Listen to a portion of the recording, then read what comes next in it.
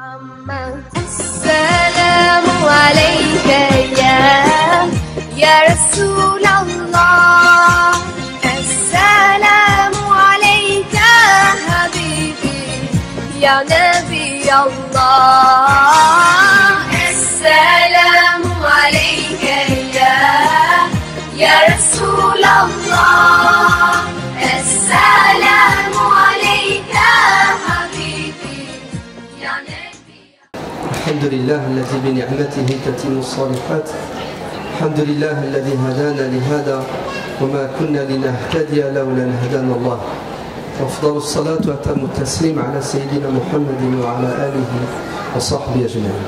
السلام عليكم ورحمة الله وبركاته. Depuis les premiers temps de l'islam, une polémique a vu le jour qui est la suivante: la place de la raison dans la religion. Ça va créer d'ailleurs un mouvement qu'on appellera le mouvement Mu'tazila, qui vont être taxés de rationalistes, c'est-à-dire des savants musulmans qui mettent la raison au-dessus de tout et qui disent que si on était la raison, on ne pourrait même pas croire en Dieu. Et ils n'ont pas tort, car il n'est pas demandé à celui qui n'est pas doté de cette faculté, c'est-à-dire celui qui est fou, de croire ni de pratiquer parce qu'il n'entend pas et ne comprend pas. Seul l'être humain doué d'intelligence est invité à se soumettre à Dieu en liberté. Mais est-ce que la raison est suffisante pour croire en Dieu et suivre la religion? Il est évident que non. C'est pour cela que Dieu a envoyé des prophètes avec la révélation al-wahy pour pouvoir éviter les dérives. Car la raison, elle a beau être magnifique, belle, superbe, tout ce que vous voulez, elle est limitée parce que la raison n'est que le fruit de l'analyse. Et l'analyse ne se fait que parce qu'il y a de la matière à analyser, c'est-à-dire un savoir et des connaissances. Et vous savez tous que les connaissances que l'on assimile passent par nos 5 sens. Et vous savez aussi que les 5 sens ont des limites, puisque nos 5 sens qui transmettent les connaissances à la raison, on va appeler ça le disque dur, ont des limites. Lorsque la raison fait son travail, le résultat ne pourra être que relatif. C'est pour ça que les êtres humains divergent, ne sont pas d'accord. Si la raison était parfaite, les résultats seraient toujours les mêmes chez tout le monde. Alors, Dieu nous demande de croire en pensant et en réfléchissant et en adhérant à la révélation qui n'est qu'un garde-fou pour nous empêcher de nous égarer. C'est pour cela, écoutez bien, il y a un consensus, ijma'. Tous les savants musulmans sont d'accord pour dire que la révélation, al-wahy, le Coran et la Sunna, ne sont pas venus contredire la raison. En d'autres termes, Dieu ne nous demande pas de croire en quelque chose qui est contraire à la raison. De même que Dieu ne nous demande pas de faire quelque chose qui est contraire à la raison et au bon sens. Entre la raison et la révélation, il y a une relation harmonieuse. La raison et la révélation s'entendent. En fait, elles sont 2 sœurs siamoises qu'on ne peut pas séparer. Dieu ne dit-il pas à plusieurs reprises dans le Coran: Afala ta'qilun, n'allez-vous pas raisonner, n'allez-vous pas cogiter? Pourquoi? Parce que celui qui cogite va emprunter le chemin qui mène à Dieu. Voltaire n'avait-il pas dit: s'il n'y avait pas d'horloger, il n'y aurait pas d'horloge? N'est-ce pas? S'il n'y avait pas l'horloger, l'horloge n'existerait pas. S'il n'y a pas de boulanger, le pain n'existe pas. Toute créature a besoin d'un créateur. Donc vous voyez bien que la raison mène à quoi? Mène à la croyance, à la soumission à Dieu. Am khuliqu min ghayri shay'in am humul khaliqun. Dieu dit dans la sourate At-Tur, ont-ils été créés à partir de rien ou sont-ils eux-mêmes, nous les humains, des créateurs? Vous créez? Vous vous êtes créés? L'homme a créé l'homme? Très bien. Puisque la raison est nécessaire pour croire en Dieu et que seuls ceux qui sont dotés de la raison sont invités à croire en Dieu, l'enfant n'est pas responsable. La personne âgée grabataire qui a perdu la raison n'est plus responsable. Celui qui dort n'est pas responsable. Puisque la raison est nécessaire pour croire en Dieu, est-ce que vous pensez et croyez que Dieu va nous demander de croire ou de faire quelque chose qui est contre la raison? Non. Puisqu'il nous demande d'utiliser la raison pour lui obéir. Ainsi, notre religion, elle est logique, tout simplement. Notre religion est en symbiose avec le bon sens. Dieu ne dit-il pas dans le Coran, Inna Allah ya'muru bi quoi? Bil adl wal ihsan wa ita'i dil qurba wa yanha 'anil fahsha wal munkari wal baghi. Allez, Dieu n'ordonne que les bonnes choses. Dieu ne nous demande pas de faire quelque chose qui n'est pas bon, quelque chose qui est mauvais, quelque chose qui est munkar. Vous entendez le terme que le Coran utilise? Munkar. Munkar veut dire quoi? Quelque chose qui est repoussant, quelque chose que la nature humaine n'accepte pas par réflexe. A l'inverse, Dieu nous demande de faire tout ce qui est bon, tout ce qui est utile, ce qui est ma'rouf. Ça veut dire quoi ma'rouf?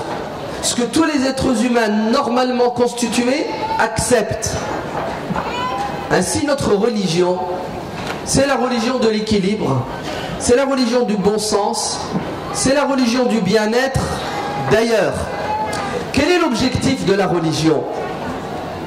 C'est le suivant: permettre à l'être humain, en lui donnant les outils de la raison et de la révélation, de réaliser son bonheur et son bien-être sur terre et dans l'au-delà. L'imam Shatibi, Abu Ishaq, dit: l'objectif de la religion, c'est de permettre à l'être humain d'être heureux. Ainsi, Dieu ne va pas nous interdire quelque chose qui est bon et utile. De même qu'il ne va pas nous demander de faire quelque chose qui est inutile et qui est dangereux et mauvais pour notre santé physique, intellectuelle, psychologique, etc., etc. C'est pour cela, notre religion elle est tellement logique que même ce qui est interdit parce qu'il est mauvais devient autorisé et obligatoire quand nous n'avons pas le choix. L'alcool, vous êtes d'accord qu'il est interdit parce qu'il est mauvais? Allez, il est mauvais parce qu'il y a plus de bien que de mal. Non, le contraire. C'est bien, vous êtes concentré. Il y a plus de mal que de bien. Wa ithmuhuma akbaru min naf'ihima. D'ailleurs, ce verset du Coran, il est magnifique. Quand les compagnons ont questionné le prophète sur l'alcool, les boissons enivrantes, allez, c'est halal, c'est haram. Prophète, dis-nous s'il te plaît, on fait quoi avec cette boisson? On continue à boire ou on arrête? La réponse de Dieu est la suivante. Vous savez quoi? Qul fihima ithmun kabirun wa manafi'un linnas. Il y a du bien dans l'alcool et il y a du mal. Vous voyez comment notre religion elle est logique? Dieu n'a pas dit l'alcool est mauvais à 100%. Parce que ça serait faux. Dans l'alcool, il y a du bien. Dans l'alcool, il y a des intérêts pour l'humain. Mais regardez comment Dieu nous apprend à quoi? À faire la part des choses. Il nous dit, il y a du bien, il y a du mal. Le mal étant plus important que le bien, la logique et le bon sens nous poussent à quoi? à s'en priver, à l'interdire et à le condamner, l'alcool. Dieu vient de nous donner une méthodologie pour analyser tout ce qui se passe sur terre. Le plus, le moins. 2 cases. S'il y a plus de moins que de plus, c'est haram. Parce que c'est mauvais, c'est pas utile, c'est dangereux. À titre personnel ou à titre communautaire. À court, moyen ou long terme. Sur terre ou dans l'au-delà. S'il y a plus de positifs que de négatifs, marhaban, bienvenue. Parce qu'il y a une utilité pour l'être humain. Vous voyez comment il faut penser, réfléchir à la religion? Ainsi, Dieu nous renvoie vers quoi? Il nous renvoie vers le bon sens, vers la raison, vers la logique. Parce que le but de la religion n'est pas que l'on souffre. La religion n'est pas un fardeau que l'on doit porter. Mais elle est une délivrance, une libération pour que l'on puisse, comme l'a dit Abu Ishaq al-Shatibi, réaliser Sa'adatud Darain, le bonheur dans les 2 demeures, celle d'ici-bas et dans l'au-delà. Et tout l'islam tourne autour de ces 2 principes, de ces 2 objectifs. Daf'ul mafasid et jalbul masalih. Allez, tout l'islam tourne autour de ces 2 principes. Rejeter tout ce qui est mauvais, dangereux pour l'être humain et aller vers tout ce qui est bon et utile pour l'humain. Vous avez vu comment notre religion, elle est simple, elle est logique, elle n'est pas compliquée. Ça, c'est le premier point. Le deuxième point, c'est que malheureusement, écoutez bien, malheureusement, il va y avoir un bras de fer dès les débuts de l'islam entre 2 tendances. Une qui dit la raison vous la mettez de côté, on doit croire sans comprendre et on doit obéir même à contre-cœur. Et on met en avant une parole authentique de l'imam Ali ibn Abi Talib alayhi salam qui dit: si la religion c'était une question de logique, allez, si la religion, pour la comprendre et la mettre en pratique, il fallait raisonner, alors dites-moi pourquoi notre religion nous demande, quand nous faisons nos ablutions et que nous gardons nos chaussures, nos chaussettes, nous passons notre main mouillée au-dessus et non pas en dessous. Si c'est une histoire de logique, l'islam, la religion nous aurait demandé de frotter nos chaussons, où ça? Le bas ou le haut? Le bas, parce que c'est le bas qui se salit et non pas le haut. Donc puisque la religion nous a dit de frotter le haut, donc c'est plus une histoire de logique, c'est une histoire d'obéissance et tu dois suivre, que ça soit logique ou non, que tu aies compris ou non. Vous avez compris? Ça vient de contredire tout ce que je viens de dire depuis tout à l'heure, n'est-ce pas? Alors vous allez voir un courant qui dit: tais-toi, ouais, pour pas dire autre chose, ouais, et marche, que ça te plaise ou non, logique ou pas logique, tu souffres ou tu souffres pas, peu importe. Et un autre courant, et les deux sont des extrémistes, hein, un autre courant qui dit: il faut remettre en question même certains fondamentaux de la religion parce qu'ils ne vont pas dans le sens de l'intérêt de l'homme, c'est contre la logique et la raison. Et en vérité, penser comme ça, c'est remettre en question la sagesse de Dieu. Vous vous rendez compte, Dieu est capable de nous demander quelque chose qui est contraire au bon sens et à la raison. C'est pas possible. Dieu, il est hakim, il est sage. Sa parole est sage, sa loi est sage, et tout est fait d'un calcul précis. Deux extrêmes qui sont destructeurs. Ceux qui vous disent qu'il ne faut pas réfléchir, il ne faut pas être logique, font fuir tous ceux qui ont un minimum d'intelligence.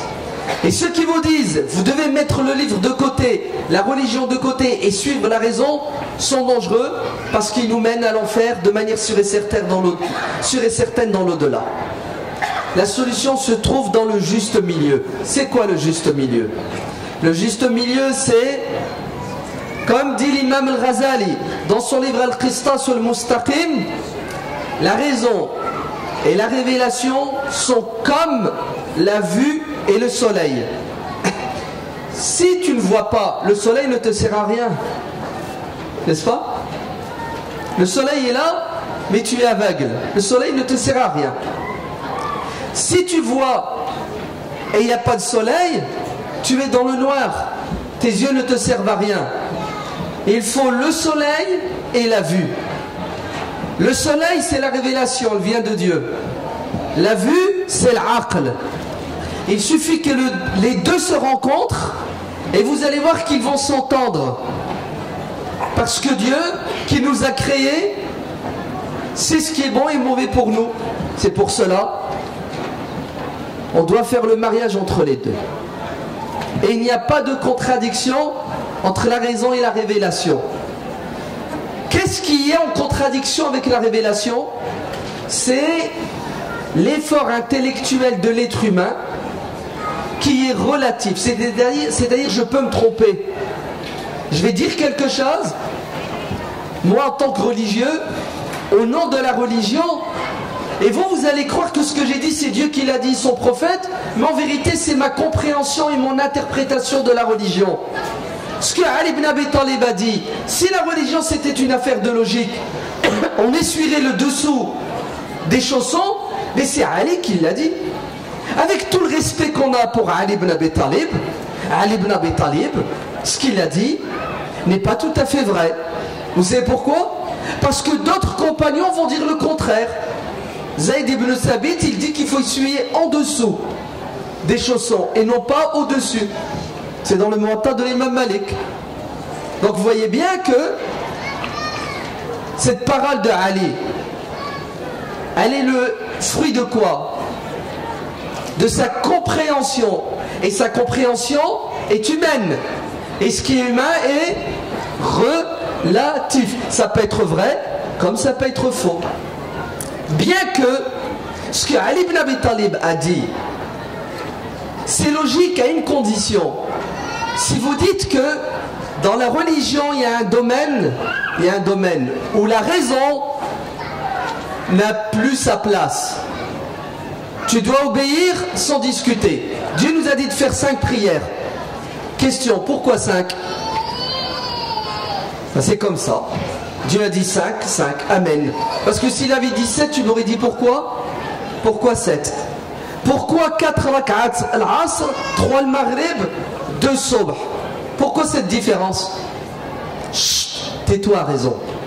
Obéis. Pourquoi une partie de la prière à voix haute, une partie à voix basse? Pourquoi un mois de Ramadan? Pourquoi pas 15 jours? Pourquoi pas 3 mois? Pourquoi on tourne autour de la Kaaba? Il y a des actes rituels et l'ibadat.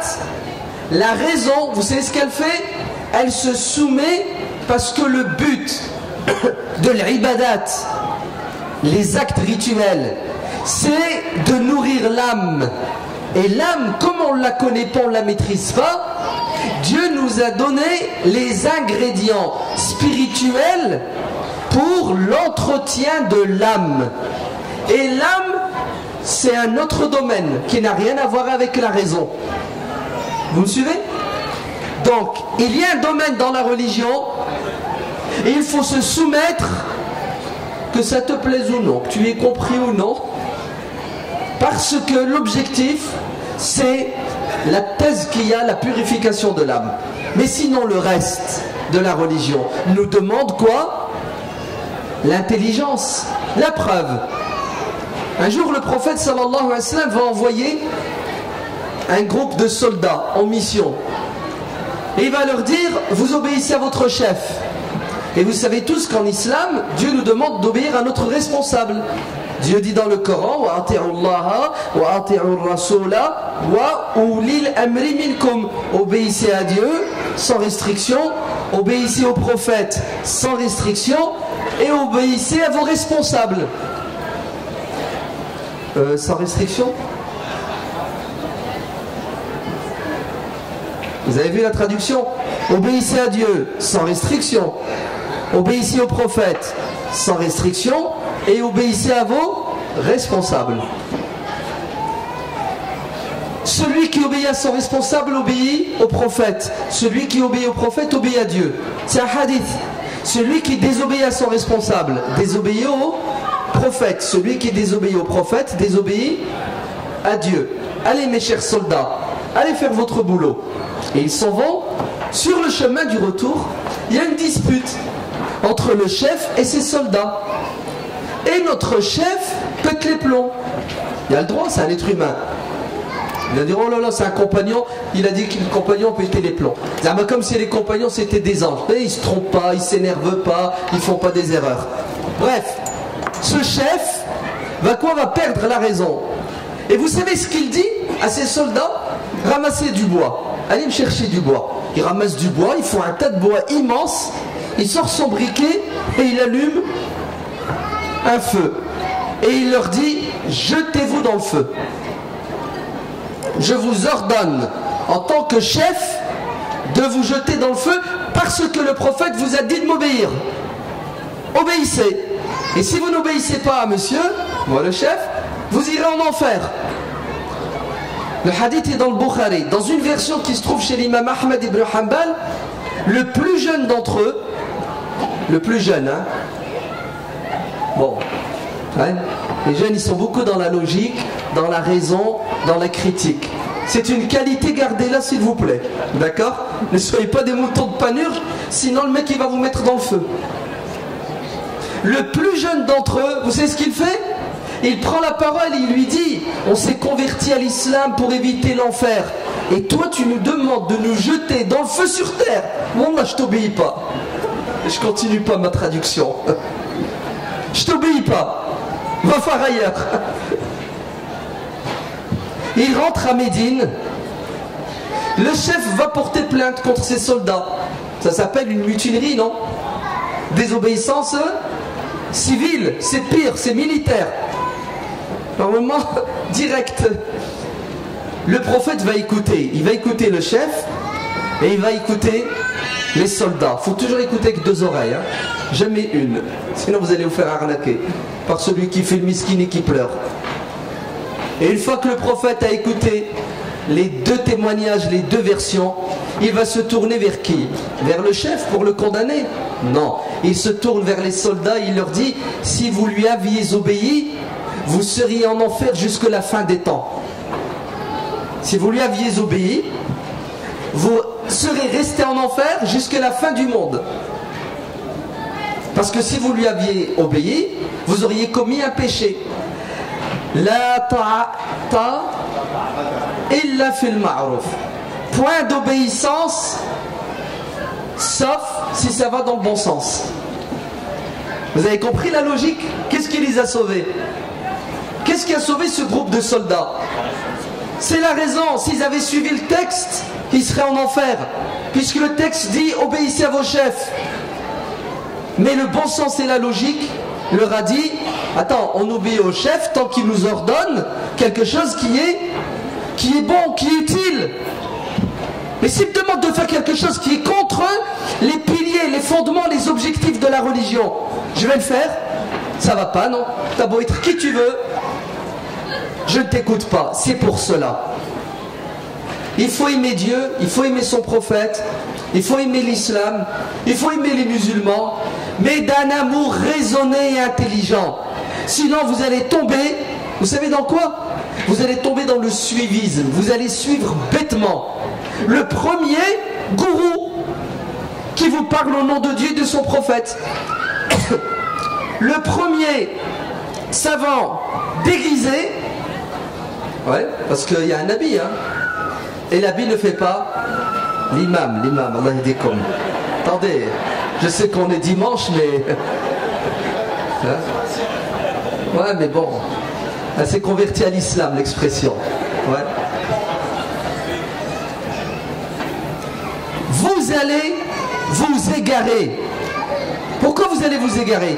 Parce que votre amour de la religion votre sincérité naïve va faire que vous allez suivre celui qui va vous dire jetez-vous dans le feu. Vous allez suivre celui qui va vous dire de faire quelque chose qui est contre la raison, qui est contre votre intérêt, qui est contre le bon sens. Notre religion nous enseigne l'esprit critique. Vous entendez? Et c'est comme ça que le prophète éduque ses compagnons. Un jour, le prophète sallallahu alayhi wa sallam, il demande à ses compagnons de faire quelque chose. Il leur dit, la Mecque est un territoire sacré. Et il va définir les limites du territoire sacré, ce qu'on appelle al-haram. Et dans cette zone naturelle, vous n'avez pas le droit de couper les arbres. Vous n'avez pas le droit de chasser les animaux. Vous n'avez pas le droit, vous n'avez pas le droit, vous n'avez pas le droit. Toute une série d'interdits. Et Dieu vous interdit de faire tout cela. Il y a un compagnon qui lève la main qui s'appelle Al-Abbas ibn Abdul Muttalib, son oncle. Et vous savez ce qu'il lui dit? Prophète, s'il te plaît, on veut bien se soumettre, on accepte tous les interdits, mais s'il te plaît, laisse-nous quand même couper les arbres, al-idkhir, parce qu'on a besoin du bois pour nos forgeries et on a besoin des feuilles pour faire un médicament pour les yeux. Et le prophète dira, très bien, tout est interdit sauf ça parce que vous en avez besoin. Vous avez vu la logique et le bon sens? Vous avez vu comment le prophète va dans le sens de l'intérêt des musulmans? Ce qui a été déclaré comme interdit il y a 2 secondes redevient maintenant halal. Pourquoi? Parce qu'il y a un objectif saint et noble. Vous ne pouvez pas comprendre et pratiquer cette religion de manière épanouie si vous vous arrêtez sur des détails aux dépens des objectifs nobles. Vous allez tomber dans des contradictions. Vous vous rendez compte? Par amour,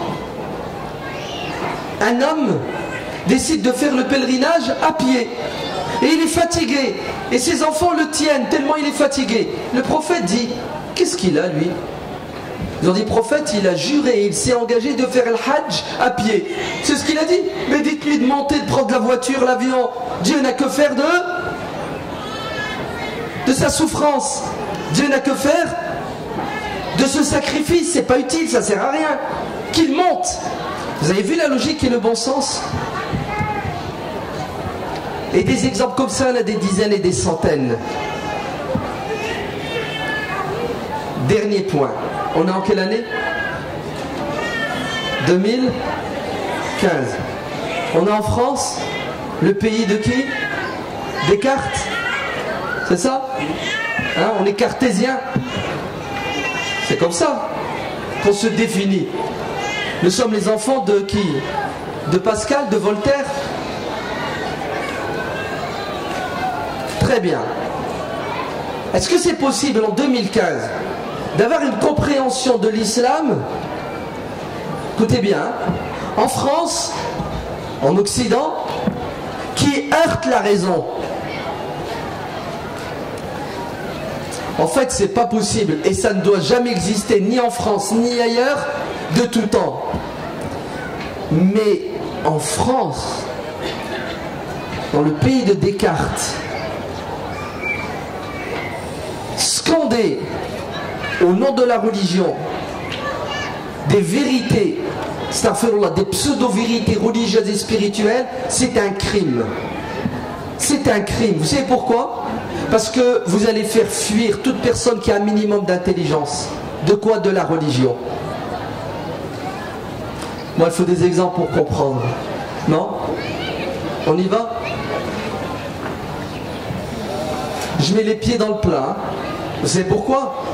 Parce que je ne vois pas pourquoi les autres seraient libres de dire ce qu'ils veulent au nom de la religion et nous, on devrait s'auto-censurer pour éviter de heurter et de blesser les autres, alors que c'est notre religion qui est prise en otage par des gens qui se foutent de la gueule de la raison. Vous entendez? Qui écœurent non pas des non-musulmans de l'islam, mais même des musulmans de l'islam. voulez-vous? Être fier d'une religion et y croire et la revendiquer lorsque vous avez des religieux au nom de Dieu et de son prophète qui vous disent la terre ne tourne pas. C'est le soleil qui tourne autour de la terre. Et la preuve que la terre ne tourne pas et que c'est le soleil qui tourne autour, c'est que Dieu a dit dans le Coran, et il vous sort un verset du Coran bien entendu qu'il va interpréter dans le sens de quoi? La terre ne tourne pas, c'est le soleil qui tourne. C'est grave quand même, non? Vous imaginez un astrophysicien? Non, vous imaginez un enfant en CM2. Ouais. Il y a un imam qui vient et qui lui dit, chez nous musulmans, dans notre Coran, il est écrit que la terre ne tourne pas. Cet enfant de CM2, il dit quoi? Il réagit comment? Il dit, mais vous êtes fous, musulmans, la terre ne tourne pas? Mais il vous manque une case ou quoi? Vous vivez où? Sur terre? Vous êtes à quelle époque? Nous, ce problème, on l'a réglé avec Copernic, vous vous souvenez? Mais le pire, c'est pas que la terre ne tourne pas au nom du Coran, c'est que la terre ne tourne pas au nom de la logique. Car dit-il, si la terre tournait, c'est la terre tournée, et que tu décolles, tu sais, tu prends un avion, tu montes. Par exemple, en France, on va aller en Chine. Ben, si la terre tourne, jamais tu n'arriveras à atteindre la Chine, puisque la terre tourne. Donc la Chine, elle se sauve. Tu sais, toi, tu vas vers la Chine et la Chine se barre. Vous avez compris? Hein, elle tourne comme ça. Toi, tu es là. Tu fais ça. Et la Chine, elle fait quoi? Elle s'en va. Et l'avion, il tourne. Vous avez vu votre réaction? Ah oui, ça fait rire. N'est-ce pas? Pourquoi ça vous fait rire? Tellement c'est bête et stupide. Écoutez bien ce que je vous dis. Vous, ça vous fait rire. Est-ce que vous savez que ce sont des savants qui parlent, des savants musulmans, des savants qui ont la dégaine, qui parlent en arabe, au nom de Dieu et du prophète? Est-ce que vous savez que les médias occidentaux ont repris cette démonstration religieuse et rationnelle de ce savant musulman pour se moquer de l'islam et des musulmans en disant regardez les musulmans, leur niveau intellectuel, leur niveau rationnel. Le prophète sallallahu alayhi wa sallam dit, il y a parmi vous, il parle de qui? De ses compagnons en premier et de nous en second. Des gens qui font fuir les autres de la religion. Il y a parmi nous des musulmans, peut-être sincères, bien intentionnés, qui font fuir de la religion. Comment est-ce qu'ils font fuir? Pas à cause de leur bon comportement uniquement, mais à cause d'une compréhension de la religion moyenâgeuse, erronée, irrationnelle, stupide, risible. La preuve, vous avez rigolé, vrai ou faux? Ouais, je sais ce que vous allez dire. Hein, il est en train d'insulter. Vous avez vu? Il a dit stupide et risible. Mais comment ne pas sortir de ces gonds quand vous voyez que notre religion est jetée en pâture? Et on se moque d'elle. Au nom de quoi? Au nom de la barbe et du foulard et de la robe. Au nom de titres. Mais le problème, ce ne sont pas des religieux qui ont pris en otage l'islam à cause de leur interprétation bédouine, moyenâgeuse. Le problème, ce sont les musulmans qui acceptent de suivre et de prendre comme référence ce type de pseudo, de quart, de demi-savants. Et aujourd'hui en France, notre jeunesse vire dans l'irrationalité. On a là-bas une tente. Elle est là-bas. Elle est là-bas. Bref, elle est quelque part ici. Elle s'appelle le Conseil européen de la fatwa et de la recherche, qui a pour objectif d'être au service des musulmans d'Europe, pour apporter des réponses à leurs questions, pour résoudre leurs problèmes religieux et tout ce que vous voulez. Et notre jeunesse, au lieu de s'adresser à des savants qui connaissent le contexte, qui connaissent le milieu, qui connaissent la communauté, qui connaissent notre pays, la France, qui ont tous les paramètres pour apporter des réponses intelligentes, religieuses, notre jeunesse va sur la toile, interpelle des savants du désert, qui ne savent même pas que la terre tourne. Vous entendez? Qui prétendent que la terre est plate. Qu'est-ce que ça va donner comme résultat? Ben, une femme n'a pas le droit de conduire. C'est haram. Et vous savez pourquoi c'est haram? Est-ce que vous savez pourquoi? D'après le grand cheikh des grands chouyours, la femme n'a pas le droit de conduire. Parce que si elle s'assoit, elle prend le volant, écoutez bien, elle est dans une posture telle que ses ovaires ne vont plus fonctionner comme il se doit, elle va devenir stérile. Je vous annonce, chères femmes qui conduisez, un malheur qui va vous frapper dans peu de temps, la stérilité. Abandonnez le volant et laissez-vous conduire par ces ignares. Et vous allez voir ce qui va vous arriver. Et c'est ça qui empoisonne l'islam de France et d'Occident. Une compréhension, une interprétation, une pratique de la religion irrationnelle. Je vais vous le dire autrement, bête et stupide. Du style, vous êtes prêts? On va faire la sunna du prophète, sallallahu alayhi wa sallam. Ah, il se moque de la sunna. Ça, c'est la mise en garde pour demain. On va faire la sunna du prophète. Comme la plupart des gens ne font pas cette sunna, moi je vais la faire. Comme ça, moi j'aurai le privilège d'avoir fait une sunna que les gens ne font plus. C'est ça? Pas mal, hein? Top 50. J'ai fait la sunna. Vous êtes nuls, vous n'aimez même pas le prophète. Le prophète sallallahu alayhi wa sallam a dit dans un hadith, entre nous le hadith il n'est pas authentique, mais on va le rendre authentique parce que c'est à la mode. Vous savez quoi? Celui qui ressuscite une sunna qui a disparu aura la récompense de 100 martyrs. Oh punaise, faut pas le dire deux fois. On aime tellement notre prophète. C'est quoi la sunna? S'il te plaît, dis-moi une sunna que personne ne fait, je vais la faire, comme ça je vais avoir la récompense de 100 personnes. Non, 100 martyrs. Vous savez c'est quoi cette sunna que vous allez ressusciter? Écoutez bien, hein? On va faire la sunna du prophète, sallallahu alayhi wa sallam. On va aller à Médine et on va pratiquer notre religion. C'est quoi notre religion qu'il faut pratiquer? Excusez-moi, hein? Mais il faut taper dans la fourmilière parce que c'est trop grave.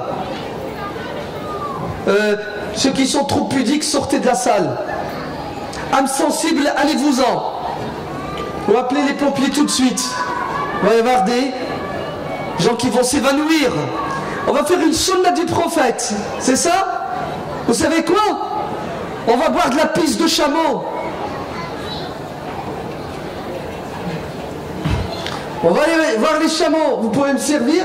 Allez, Rabbi le petit. Bismillah. Masha'Allah. On a fait la sunna du prophète, sallallahu alayhi wa sallam. On a bu de l'urine de chameau. Vous faites quoi? Aujourd'hui, en 2015, avec le net, tout se sait, tout se voit. Punaise, c'est pas que je la bois la pisse de chameau, c'est que je m'enregistre et je diffuse. Résultat, c'est un minimum de bon sens, de raison, c'est un minimum de savoir-faire. Tu dis, berk, ah, c'est dégueulasse. C'est quoi cette religion? On va où? Vous savez où on va? On va dans un mur. Astaghfirullah, on est déjà dedans. La preuve qu'on est dedans, écoutez bien, c'est que dans 2 mois, vous entendez, dans 2 mois, vous tous, excusez-moi, hein, vous tous ici, vous allez à nouveau vous faire déstabiliser. Par quoi? Par des gens qui vont dire, ben le ramadan, il faut voir la lune, on ne l'a pas vu, il faut attendre que l'Arabie le voie. C'est le bédouin, buveur de pisse. Ouais.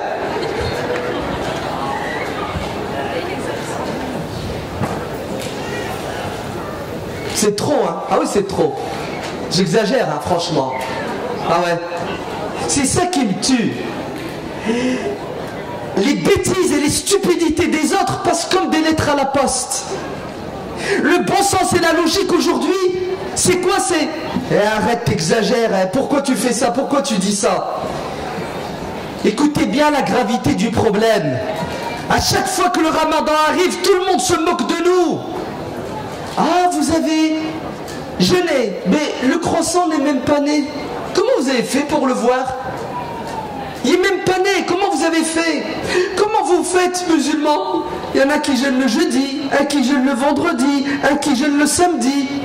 Waouh, vous avez 3 lunes. 3 lunes. Comment vous faites? Comment vous faites pour vous diviser, vous disputer sur un truc aussi banal? Aussi banal. On a tous des iPhones. Tu tapes, tu télécharges l'application.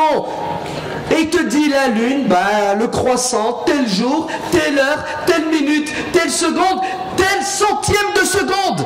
Pour 1000 ans. Même 1000 ans en arrière. Et vous ne voulez pas vous soumettre au bon sens et à la logique. Ah, mais attends, le prophète sallallahu alayhi wa sallam a dit, jeûnez lorsque vous le voyez. Si vous ne le voyez pas, vous jeûnez pas. Mais comment voulez-vous que des aveugles le voient, le croissant? Ils n'ont pas d'intelligence et de raison. La vue, c'est la vue de l'intelligence et non pas tes 2 prunelles. Puisque vous tous ici, vous ne l'avez pas vu. C'est quelqu'un qui vous l'a dit. Et pourquoi vous faites confiance à quelqu'un qui prend des jumelles et qui le cherche ou un télescope acheté à Lidl? Ouais, tiens, on va le voir. Alors que l'astrophysicien qui a 30 ans d'expérience, il vous dit, le croissant lunaire, tel jour, à telle heure, telle minute, telle seconde, tel centième de seconde. Est-ce que vous connaissez Philoé? Comme ça qu'il s'appelle? Vous avez déjà entendu parler de ce mec? Non? C'est pas un mec. Vous savez c'est quoi? C'est Philae. Philae. La NASA. C'est quoi Philae? Écoutez bien, ils ont envoyé un robot, pas sur la Lune, pas sur Mars. Mars, c'est à des millions de kilomètres. Hein. Non, vous savez sur quoi? Écoutez bien, sur une comète. Vous savez c'est quoi une comète? Une comète, c'est un truc qui bouge. C'est pas... Ils ont envoyé sur une planète, tu vois, elle est là, c'est bon. Tu la vises, boum, tu l'envoies, il tombe. Une planète qui bouge à des milliers de kilomètres heure, vous entendez? Qui se trouve à des milliards de kilomètres de la Terre. Ils t'ont envoyé, écoutez bien, notre robot, et il a atterri dessus. Est-ce que vous imaginez la puissance et la précision? Et nos musulmans, on va essayer de voir le croissant. Il faut des lunettes agrandissantes. Allah l'abel. C'est terrible. On n'est pas sorti de l'auberge. Le comble de tout, vous savez c'est quoi? C'est qu'il y a 15 jours, on nous a annoncé une sunna du prophète, sallallahu alayhi wa sallam, la prière de l'éclipse, vendredi matin à 10h39 secondes, 39 minutes 3 secondes. Je reçois le texto, vendredi matin 10h chez nous dans le nord, 39 minutes 3 secondes, l'éclipse. Je dis punaise, comment ils le savent? Comment ils savent qu'il y a une éclipse? Vous vous rendez compte? Ceux qui nous prennent la tête et qui nous disent ne suivez pas l'UOIF parce que l'UOIF ne suit pas la sunna. Oui, je ne suis pas la sunna qui me dit de boire de la pisse de chameau. Vous entendez? Parce que c'est ta compréhension de la sunna. C'est ta définition de la sunna. C'est pas la mienne. J'ai rien à voir avec toi. Je ne suis pas votre sunna qui me dit que ma femme n'a pas le droit de conduire. Je suis le Coran et la sunna à la lumière de l'intelligence et de la science. Et il n'y a pas de contradiction entre le Coran, la sunna, la science, l'intelligence, le bon sens et l'intérêt général de l'islam et des musulmans. Il y en a marre. On nous a déjà annoncé, ça fait 15 jours, il y a 15 jours, ils nous ont annoncé que le jour de doute serait, je ne sais plus, le 17 juin. C'est ça? Le 7 juin. Le 17. Le jour du doute, le 17. Arrêtez. Est-ce que vous vous rendez compte? Comment ils savent dans 2 mois le jour du doute? Normalement, le jour du doute, tu dois attendre la 2e quinzaine du mois pour le savoir. Comment ils le savent? Ils se basent sur le calendrier, c'est un calcul. Et pourquoi alors, pour savoir le jour du doute, vous utilisez les calculs scientifiques, et pour définir la naissance de croissant, vous voulez plus des calculs scientifiques? Une chose est son L'imam Ibn Qayyim al-Jawziyya dit Al-Shari'atu, la Sharia, la loi de Dieu, ne demande pas aux croyants de croire en deux choses contradictoires et de faire deux choses impossibles. Vous entendez? La ta'muru bil mutanaqidayn wa la tufarriqu bayna al mutamathilayn. Impossible. Dieu ne peut pas te demander une chose et son contraire. Il y a une logique et un bon sens. Et on n'en veut pas. Alors écoutez bien. Et je vais conclure sur ça. L'imam Ibn Qayyim al-Jawziyya, l'élève d'Ibn Taymiyyah, les vrais salafis, parce qu'ils étaient logiques et intelligents et savants. Vous savez ce qu'il dit? Il dit qu'il y a deux types de savants. Deux types de savants. Deux groupes. Et je vous demande maintenant de choisir votre groupe. On va faire un petit sondage. Vous êtes prêts? On va voter. Ah non, c'est haram de voter. Ah bah oui, c'est haram de voter. Bah si, le prophète sallallahu alayhi wa sallam a dit que la démocratie c'est haram. Bah, je vais l'inventer le hadith. Mais arrêtez, je vais le créer. Ah, il faut bien que je reste au pouvoir. Et vous savez qui c'est qui va me l'inventer le hadith? C'est lui. Parce que Pharaon, il avait toujours à côté de lui qui? Des magiciens, des imams, des savants. Vous entendez? Qui rendent le halal haram et le haram halal. Des imams et des savants qui disent aux gens, jetez-vous dans le feu. Obéissez à celui qui dirige, même si vous fouettez le dos et vous prend votre argent. Ah bon, elle est belle celle-là. Le mec qui me pique mon fric, je lui dis, tu veux mon code bancaire? Tfaddal. Vous avez vu? Regardez. Ça fait rire, hein? Mais il y a des milliers de gens qui meurent. Il y a des gens qui meurent en Égypte aujourd'hui, par centaines. Il y a des femmes qui se font violer 10-15 fois dans une journée en Égypte, aujourd'hui. Et je ne vous parle pas de la Syrie, et je ne vous parle pas de tous les pays musulmans où les peuples musulmans en ont marre. De qui? Des pharaons et des magiciens de pharaons. Les pseudo-savants 2 centimes qui ont vendu leur âme au diable. Car ils sont contre la liberté, ils sont contre la démocratie, ils sont contre l'égalité entre les citoyens. Tout ce qui les intéresse, c'est quoi? C'est leur compte bancaire. Je parle des imams. Ceux qui ont le pouvoir, on sait qu'est-ce qui les intéresse. L'imam Ibn al-Qayyim a dit, il y a deux types de savants. Ceux qui disent, Dieu a dit, le prophète a dit. Qala Allah, qala Rasul. Et un autre type de savants, ceux qui disent, qu'est-ce que Dieu veut dire? Qu'est-ce que le prophète veut dire? Levez la main. Ceux qui adhèrent au premier groupe de savants. Donc, ceux de droite, les savants qui disent Dieu a dit, le prophète a dit. Qui est pour ce groupe de savants? Levez la main. N'ayez pas peur, hein, vous n'aurez rien. Ouais, matrafouche. Non, levez. Wallah, c'est juste pour que je vois. Ouais. Le deuxième, alors je répète, à droite, Dieu a dit, le prophète a dit. Ça, c'est des savants, leur discours, leur approche de la religion, c'est Dieu a dit, le prophète a dit. Bon, il y en a qui rajoutent, et les salaf salih ont dit. D'accord? Mais bon, Dieu a dit, le prophète a dit. Et un autre groupe qui dit, qu'est-ce que Dieu veut dire? Qu'est-ce que le prophète veut dire? Vous faites la différence, vous avez pigé. Ceux qui sont littéralistes, Dieu a dit, le prophète a dit, tais-toi, pas de question, c'est pas, tais-toi.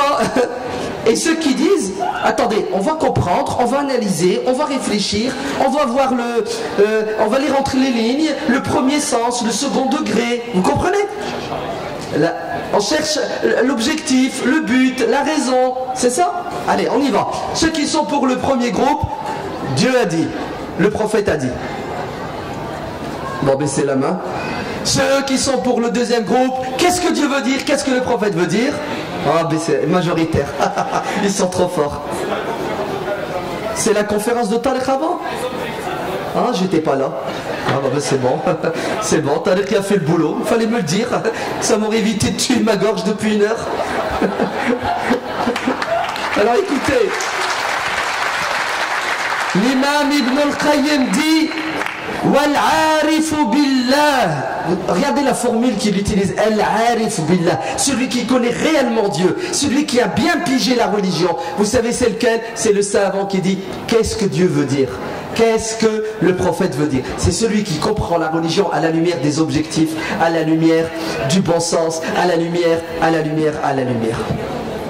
Bon, je m'arrête ici. Non? Toi, tu veux m'achever, toi?